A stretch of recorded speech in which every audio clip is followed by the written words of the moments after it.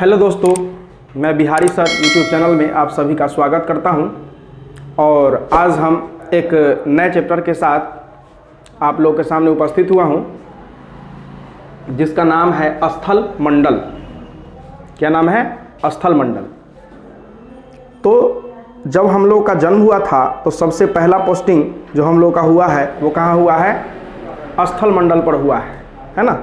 तो स्थल मंडल के बारे में जानना हमारा फर्ज बनता है। पोस्टिंग का मतलब जब हमारा जन्म हुआ तो हम कहाँ आए? स्थल मंडल पे ही आए, धरती पे ही आए। तो धरती के बारे में जानना हमारा कर्तव्य बनता है कि नहीं बनता है? बनता है। तो धरती को हम लोग जानेंगे। धरती को हम लोग माँ कहते हैं। तो स्थल मंडल में आज हम लोग जानकारी प्राप्त करेंगे पृथ्वी की आंतरिक संरचना की। किसकी जानकारी प्राप्त करेंगे? पृथ्वी की आंतरिक संरचना की। तो पृथ्वी को अगर देखा जाए तो हम लोगों ने पढ़ा है कि पृथ्वी की जो आकृति है वो कैसी है? जियोइड है। कैसी है? जियोइड शेप का है पृथ्वी, यानी कि पृथ्व्याकार है ना। पृथ्वी की आकृति कैसी है? पृथ्व्याकार ही है। और इसके घनत्व की अगर बात करें हम लोग तो पृथ्वी का जो औसत घनत्व है वो है 5.5 ग्राम प्रति घन सेंटीमीटर। कितना है?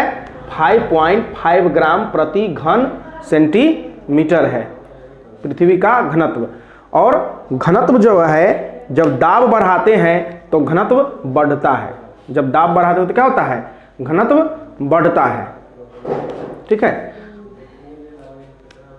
जैसे जब किसी चीज को, जब रुइया है, एक रुइया है, समझे? रुइया का फाहा है। उस रुइया के फाहा को जब छितरा दीजिएगा तो क्या हो जाएगा? उसका घनत्व कम जाएगा। जब उसको धो के दबा दीजिएगा, ऊपर से धो के दबा दीजिएगा तो क्या हो जाएगा? उसका घनत्व बढ़ जाएगा। एक दूसरे के बीच में और ज़्यादा चिपक जाएगा तो घनत्व क्या हो जाएगा? बढ़ जाएगा। तो जब दाब बढ़ता है तो दाब बढ़ने के साथ साथ घनत्व का मान क्या होता है? बढ़ता है। याद रखिएगा कि दाब बढ़ने से घनत्व क्या होता है? बढ़ता है ना। और हाँ, पृथ्वी के नीचे, जब पृथ्वी के गहराई में जाइएगा, समझे? तो पृथ्वी के गहराई में जब जाइएगा तो 32 मीटर की गहराई में जाने पर 1 डिग्री सेल्सियस का तापमान बढ़ जाता है। जब पृथ्वी के गहराई में 32 मीटर गहराई में जाते हैं तो 1 डिग्री टेम्परेचर जो है सो बढ़ जाता है। ठीक है।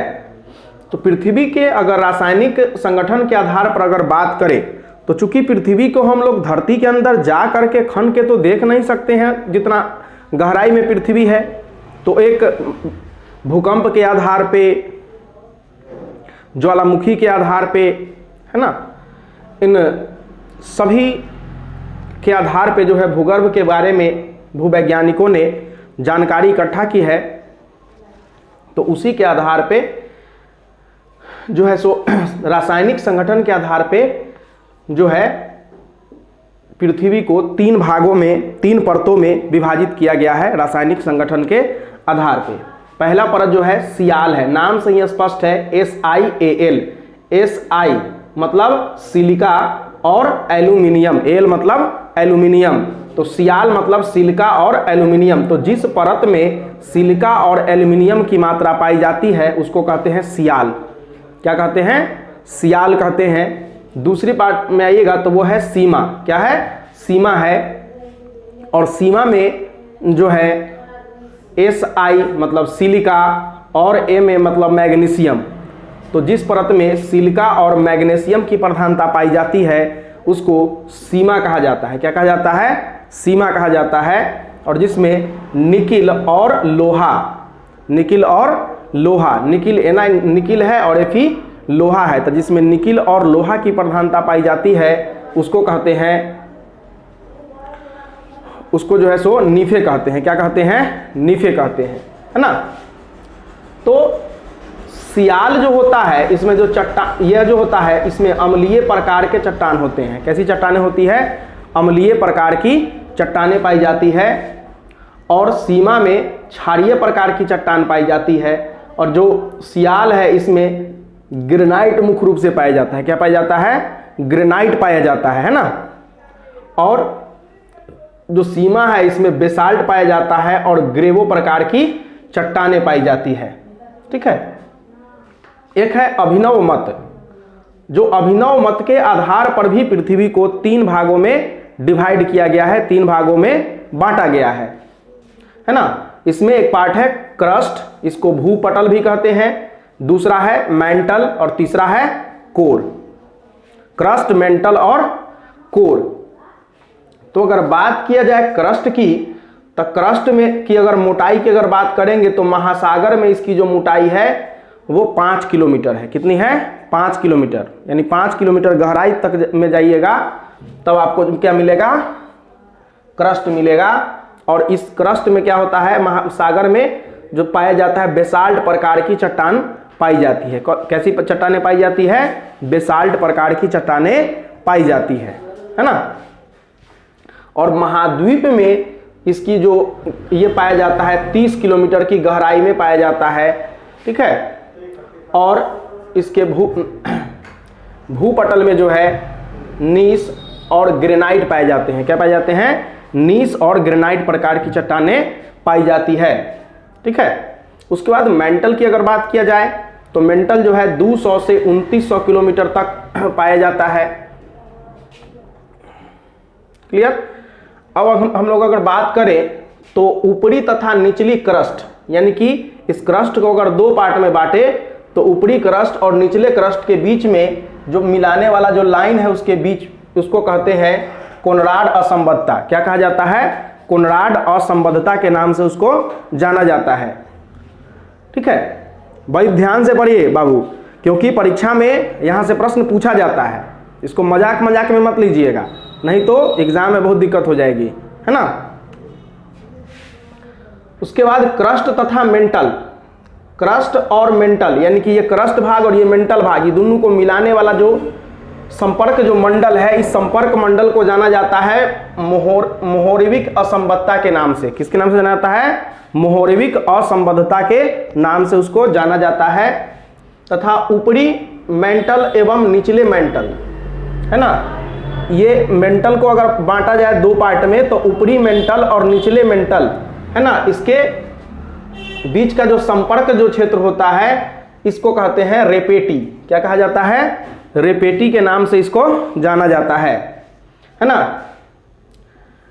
उसके बाद अगर बात किया जाए कोर का, तो कोर क्या? कोर मतलब सबसे केंद्रीय वाला भाग। कोर मतलब सबसे केंद्रीय वाला भाग, सबसे निचला वाला भाग, ठीक है।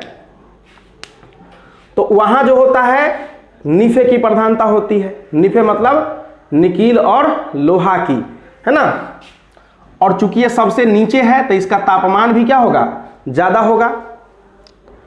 और पृथ्वी, आपको पता होना चाहिए कि पृथ्वी के जो केंद्र में जो है वो क्या है? वो द्रव के रूप में पाया जाता है। ऊपर ठोस दिखाई दे रहा है लेकिन नीचे गहराई में क्या होता है? वो जो होता है तापमान होता है कितना डिग्री सेल्सियस? तो 2700 डिग्री सेल्सियस ये कोर में जो है सो टेम्परेचर पाया जाता है ना। और मेंटल एवं कोर के बीच जो सीमा है, मेंटल और कोर के बीच की जो सीमा है, इस सीमा गुटेनबर्ग सीमा कहा जाता है। क्या कहा जाता है?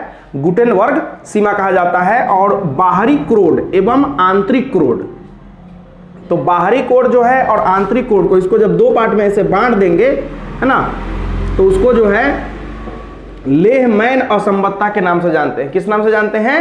लेह-मैन असंबद्धता के नाम से जाना जाता है, ठीक है। अब देखते हैं कि यहां पे जो तापमान है, ठीक है, तो ये जो भाग है ये ठोस के रूप में पाया जाता है। कैसे पाया जाता है? ठोस के रूप में पाया जाता है। सबसे जो ऊपर का भाग है यानी कि क्रस्ट वाला जो हिस्सा है वो ठोस पाया जाता है। मेंटल वाला हिस्सा वो भी ठोस पाया जाता है। और जो कोर वाला में देखिएगा तो कोर वाला में क्या होता है? जो सबसे निचला हिस्सा है वो ठोस के रूप में और उसके जो ऊपर वाला जो हिस्सा है वो द्रव के रूप में पाया जाता है ना। यानी कि जो कोर वाला हिस्सा है इसमें ये पार्ट जो है ये द्रव के रूप में और ये पार्ट जो है ठोस के रूप में पाया जाता है। यहाँ द्रव के रूप में पाए जाने के पीछे जो वजह है वो यहाँ पे तापमान बहुत ज़्यादा होता है। क्या होता है? तापमान बहुत ज़्यादा होता है ना। तापमान बहुत ज़्यादा होने के पीछे क्या कारण है? तो तापमान बहुत ज़्यादा इसलिए होता है क्या कि यहाँ पे रेडियो सक्रिय पदार्थ पाया जाता है। क्या पाया जाता है? रेडियो सक्रिय पदार्थ। और रेडियो सक्रिय पदार्थ क्या होता है? वो अपने आप विखंडित होता है, अपने आप टूटते हुए रहता है और टूटने के कारण क्या होता है? उसमें से अपने आप ऊष्मा निकलते रहता है। जैसे कि आप लोग घड़ी देखे होंगे, रेडियम वाला घड़ी, पहले अभी भी आता है रेडियम वाला घड़ी, जो या फिर बच्चा लोग को देखते होंगे कि मेला उला में से खरीदता है, हाथ में पहनता है बढ़ने वाला सब, है ना। जब रात में जब सूतता है पहन के हाथ में बैंड, तो बढ़ते रहता है। तो काहे बढ़ते रहता है? उसमें रेडियम होता है ना, और रेडियम के कारण उबरते रहता है। तो रेडियो सक्रिय पदार्थ का गुण होता है कि वो हमेशा जो है अपने आप जो है विखंडित होकर के और प्रकाश निकालते रहता है, ठीक है। तो प्रकाश जब निकलेगा तो उसमें से ऊष्मा भी निकलेगा कि नहीं निकलेगा? ऊष्मा भी निकलेगा। तो उस ऊष्मा की वजह से क्या होता है कि ये बहुत ज़्यादा गर्म होता है ना, और गर्म होने के कारण यहाँ का तापमान बहुत ज़्यादा होता है, और तापमान ज़्यादा होने की वजह से ये जो है सो पार्ट द्रव होता है, और इसी द्रव पर ये ऊपर का जो है ये सब तैरते रहता है, ठीक है।